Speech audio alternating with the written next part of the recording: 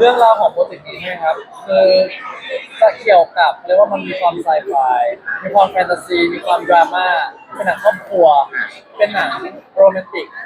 อันนี้คือครบรถเลยในเรื่องนี้ก็คือจะบอกว่ามันค่อนข้างจะพูดเป็นถึงเกี่ยวกับการทำภารกิจแล้วคือเหมือนเอาง่ายๆว่าเรามียมทูตแล้วก็สั่งให้ทำภารกิจบางอย่างใช่ไหมครับแล้วเราก็ต้องทำภารกิจให้สำเร็จทีเนี้ยความเจ๋งของเรื่องนี้ก็คือพวกเราต้องเล่น เป็นหลายๆคาแรคเตอร์เพราะว่าสมมติว่าชาตินี้ไม่สำเร็จก็ต้องเจอชาติต่อไปอะไรประมาณนี้ครับเพราะฉะนั้นอ่ะการที่เข้ามาดูในเรื่องนี้มันก็เหมือนได้แบบอรรถรสหลายๆแบบอาจจะเห็นผมที่เป็นหมอหรือเปล่าหรือว่าย้อนยุคไปในยุคแบบมีความเป็นจีนกลางภายในหรือเปล่าหรือว่าจะเป็นคาแรคเตอร์ไหนอันนี้คือความน่าสนใจแล้วก็ในแต่ละภารกิจอะครับมันก็มีทั้งภารกิจที่แบบ สะเทือนใจมีภารกิจที่เขาเรียกว่าน่าให้กำลังใจทีนี้ก็อยากให้ทุกคนรอติดตามนะครับว่าภารกิจเหล่านี้จะทำสำเร็จไหมแล้วถ้าไม่สำเร็จหรือสำเร็จแล้วจะเกิดอะไรขึ้นครับงั้น